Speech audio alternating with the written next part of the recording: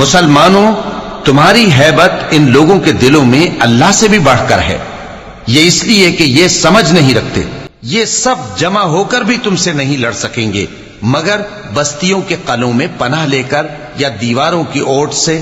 ان کے آپس میں بھی بڑی لڑائی رہتی ہے، تم خیال کرتے ہو کہ یہ اکٹھے ہیں، حالانکہ ان کے دل پھٹے ہوئے ہیں۔ یہ اس لیے کہ یہ بے عقل لوگ ہیں۔ ان کا حال ان لوگوں کا سا ہے جو ان سے کچھ ہی پیشتر اپنے کرتوت کی سزا کا مزہ چکھ چکے ہیں، اور ان کے لیے دکھ دینے والا عذاب تیار ہے۔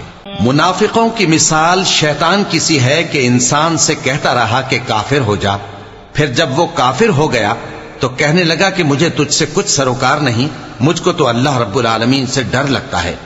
تو دونوں کا انجام یہ ہوا کہ دونوں دوزخ میں جائیں گے، ہمیشہ اس میں رہیں گے، اور بے انصافوں کی یہی سزا ہے۔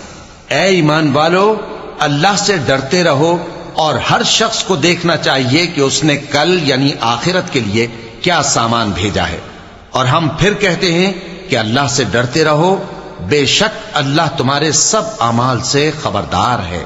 اور ان لوگوں جیسے نہ ہو جانا جنہوں نے اللہ کو بھلا دیا تو اللہ نے انہیں ایسا کر دیا کہ وہ خود اپنے آپ کو بھول گئے۔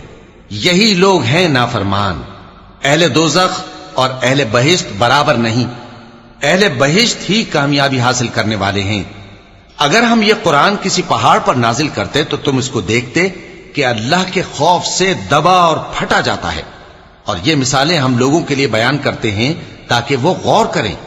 وہی اللہ ہے جس کے سوا کوئی معبود نہیں، پوشیدہ اور ظاہر کا جاننے والا، وہ بڑا مہربان ہے، نہایت رحم والا ہے۔ وہی اللہ ہے جس کے سوا کوئی عبادت کے لائق نہیں، بادشاہ حقیقی، ہر عیب سے پاک، سلامتی دینے والا، امن دینے والا، نگہبان، غالب، زبردست، بڑائی والا۔